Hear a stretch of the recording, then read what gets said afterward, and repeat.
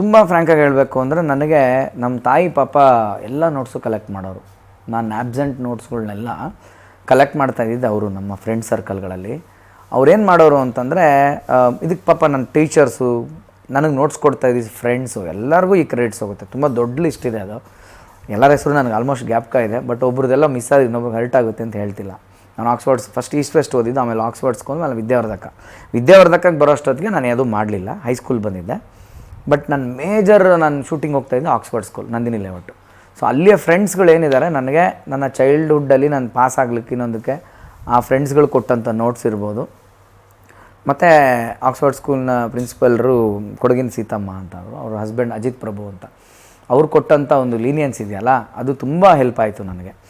So ನಮ್ಮ ತಾಯಿ ಇನ್ನೊಂದು ಏನು ಮಾಡೋರು ಅಂದರೆ ಇಷ್ಟೆಲ್ಲ ನೋಟ್ಸ್ ಬರೆಯೋದಲ್ಲದೆ ಅದು ನಾನು ಎತ್ಕೊಂಡೋಗಿ ಹೆಂಗೆ ಓದೋದು ಅಂದ್ಬಿಟ್ಟು ಅಂತ ಏನು ಮಾಡೋರು, ಇಡೀ ಪಾಠನ ಟೆಕ್ಸ್ಟ್ನ ಓದ್ಬಿಡೋರು. ಅವಾಗೆಲ್ಲ ವಾಕ್ಮ್ಯಾನ್ ಅಂತ ಬರೋದು, ಕಿವಿ ವಾಕ್ಮ್ಯಾನ್ ಹಾಕೊಂಡು ಪ್ಲೇ ಮಾಡೋದು, ಹಿಂದೆ ಬ್ಯಾಟ್ರಿ ಕ್ಯಾಸೆಟ್. ಸೊ ಎಲ್ಲರೂ ಸ್ಕೂಲ್ಗೆ ಬುಕ್ಸ್ ತೊಗೊಂಡು ಹೋಗ್ತಾಯಿದ್ದೆ, ನಾನು ಶೂಟಿಂಗ್ಗೆ ಕ್ಯಾಸೆಟ್ಸ್ ತೊಗೊಂಡು ಹೋಗ್ತಾಯಿದ್ದೆ. ಇಷ್ಟು ಕ್ಯಾಸೆಟ್ಸ್ ಇರೋದು ನಂದು. ಸೋಷಲ್ ಸೈನ್ಸ್ ಎ ಸೈಡ್ ಏನು ಪಾಠ ಇದೆ, ಸೋಷಲ್ ಸೈನ್ಸ್ ಬಿ ಸೈಡ್ ಏನು ಪಾಠ ಇದೆ, ಇನ್ನೊಂದು ಕ್ಯಾಸೆಟ್ ಇಂಗ್ಲೀಷ್ ಏನು ಪಾಠ ಇದೆ, ಇದು. ಸೊ ನಂತರ ವರ್ಕ್ ಪೇಪರ್ಸ್ ಇರೋದು, ವೈಟ್ ಪೇಪರ್ಸು, ಪೆನ್ಸಿಲ್ಲು, ರೊಟ್ಟು, ಮತ್ತು ಈ ಕ್ಯಾಸೆಟ್ಗಳದ್ದು ಬಂಡಲ್ ಇರೋದು. ಸೊ ನಾನು ಶೂಟಿಂಗ್ ಟೈಮಲ್ಲಿ ಫ್ರೀ ಎಕ್ಸಾಮ್ ಹತ್ತಿರ ಬಂತು ಅಂದಾಗ ಆಟಕ್ಕೆ ಬಿಡ್ತಾಯಿರಲಿಲ್ಲ ನಮ್ಮಪ್ಪ. ಅದನ್ನು ಮಾಡೋರು, ರೂಮಲ್ಲಿ ಓದ್ಕೋಬೇಕು, ಅಲ್ಲ ಶೂಟಿಂಗಲ್ಲಿ ಸಪ್ರೇಟ್ ಓದ್ಕೋಬೇಕು ಅಂತ. ಸೊ ಈ ಕ್ಯಾಸೆಟ್ ಹಾಕ್ಕೊಂಡು ಕೇಳಿಸ್ಕೊಳ್ಳೋದು, ಅದ್ರಲ್ಲಿ ಫುಲ್ಲು ಪಾಠ ಇರೋದು. ಸ್ಕೂಲ್ಗೆ ಹೋದ್ರೆ ಅದೇ ತಾನು ನೀವು ಮಾಡೋದು, ಹಿಯರಿಂಗ್ ಸೀಯಿಂಗ್. ಸೊ ಅದಕ್ಕೆ ತಕ್ಕನಂಗೆ ನೆಕ್ಸ್ಟ್ ನಾನು ವೈಟ್ ಪೇಪರ್ ತೊಗೊಂಡು ಕ್ವಶನ್ ಆನ್ಸರ್ಸು ನಮ್ಮ ಅದರಲ್ಲಿ ರೆಕಾರ್ಡ್ ಮಾಡಿರೋರು, ನಾನು ಪ್ರಾಕ್ಟೀಸ್ ಮಾಡ್ತಾಯಿದ್ದೆ.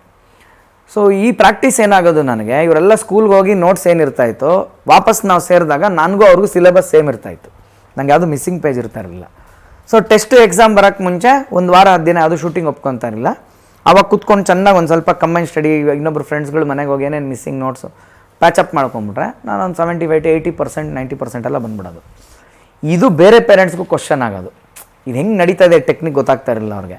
ಸೊ ಎಲ್ಲರೂ ಏನಾದ್ರು ಇವ್ರು ದುಡ್ಡು ಕೊಟ್ಬಿಟ್ಟು ಪಾಸ್ ಮಾಡಿಸ್ತಾ ಇದ್ದಾರೆ, ಹೆಂಗೆ ಇಷ್ಟೊಂದು ಬಂದುಬಿಡುತ್ತೆ, ಅವ್ನು ಸ್ಕೂಲ್ಗೆ ಬಂದಿಲ್ಲ, ಅವ್ನ ಅಟೆಂಡೆನ್ಸೇ ಇಲ್ಲ, ಒಂದು 90% ಹೆಂಗೆ ಬಂತು ಅಂತ ಈ ಥರ ಎಲ್ಲ ಕೆಲವು ಪೇರೆಂಟ್ಸ್ ಚರ್ಚೆ ಆಗಲೂ ಆಗಿತ್ತದು. ಆವಾಗ ಇಲ್ಲ, ಈ ಥರದೊಂದು ಟೆಕ್ನಿಕ್ ಬಳಸ್ತಾ ಇದ್ದೀವಿ ನಾವು ಅಂತ. ಸೊ ನನ್ನ ವಾಕ್ಮ್ಯಾನು ಕ್ಯಾಸೆಟ್ಸೇ ನನಗೆ ನೋಟ್ಸು. ಸರ್ ಈ ಥರ ಎಲ್ಲ ಸೈಕಲ್ ಹೊಡೆದಿದ್ದೀವಿ ಸರ್, ಇದೆಲ್ಲ ಯಾರಿಗೂ ಗೊತ್ತಾಗಲ್ಲ, ಸುಮ್ಮನೆ ಭಗವಂತ ಯಾರಿಗೂ ಆಶೀರ್ವಾದ ಮಾಡಲ್ಲ, ಬೆವರು ಹರಿಸಲೇಬೇಕು, ಅದಕ್ಕೊಂದು ಎಲ್ಲರೂ ಕೈ ಸೇರಬೇಕು. ಈಗ ಹಿಂಗೆ ಕಡಿಬೇಕು, ಕಡಿದ್ರೇ ಬೆಣ್ಣೆ ಬರುತ್ತೆ ಅಂತಾರಲ್ಲ, 2 ಕೈ ಬೇಕು. ಅದು ಒಂದು ನಮ್ಮದೇ ನಮ್ಮ ತಾಯಿ ಅವ್ರು 2 ಮಾಡಿದ್ದಕ್ಕೆ ಏನೋ ಒಂದು ಬೆಣ್ಣೆ ಥರದ್ದು ಒಂದು ರಿಸಲ್ಟ್ ಇವತ್ತು ಕಾಣ್ತಾ ಇದೆ ಎಲ್ಲರಿಗೂ. ಸುಮ್ಮನೆ ಆ ಬೆಣ್ಣೆ ಹೆಂಗಿದೆ, ಆ ಕಲರ್ ಹಿಂಗಿದೆ, ಅದು ಹಿಂಗೂ ಇದೆ, ಉಪ್ಪಿದೆ ಸೊಪ್ಪಿದೆ ಅಂತ ಯಾರು ಜಡ್ಜ್ ಮಾಡ್ಕೊಳ್ಳಿ, ನನಗೇನು ಸಂಬಂಧ ಇಲ್ಲ. ನಮ್ಮ ತಂದೆ ತಾಯಿ ಇಬ್ಬರು ಕಷ್ಟಪಟ್ಟಿದ್ದಾರೆ, ವಾಟ್ ಎವರ್ ನನ್ನ ಒಂದು ಇಂಡಸ್ಟ್ರಿ ವಿಚಾರದಲ್ಲಿ ಮತ್ತು ಎಜುಕೇಷನ್ ವಿಚಾರದಲ್ಲಿ, ಅದಂತೂ ಸತ್ಯ. ನಾನು ಕಷ್ಟಪಟ್ಟಿದ್ದೀನಿ, ನಾನು ಎಫರ್ಟ್ ಆಗದೆ ಇರೋಕ್ಕಾಗುತ್ತಾ? ಇವರೆಲ್ಲ ಹೋ ಅಂತಂದ್ರೆ ಹೋಗ್ಬೇಕಲ್ಲ, ಎತ್ತು ಮುಂದೆ ನಡಿಬೇಕಲ್ಲ, ಅಂದ್ಬಿಟ್ಟು ಕೂತ್ಕೊಂಡ್ಬಿಟ್ಟಿದ್ರೆ. ಸೊ ನಾನು ಹೆಜ್ಜೆ ಹಾಕಿದ್ದೀನಿ, ಲೋಡ್ ಎಳ್ದಿದ್ದೀನಿ, ಇವೆಲ್ಲ ಮಾಡಿರೋದಕ್ಕೆ ಏನೋ ಒಂದು ಸಣ್ಣ ಸಾಧನೆ ಆಗಿದೆ. ಸೊ ಹಾಗಾಗಿ ಇವತ್ತು ಸ್ವಲ್ಪ ಟೆಕ್ನಾಲಜಿ ಜಾಸ್ತಿ ಇದೆ. ಇವತ್ತು ಆನ್ಲೈನ್ ಕ್ಲಾಸ್ ಇದೆ, ಕೊರೋನಾ ಬಂದು ನಮಗೆಲ್ಲ ಅದು ಪಾಠ ಕಲಿಸಿದೆ.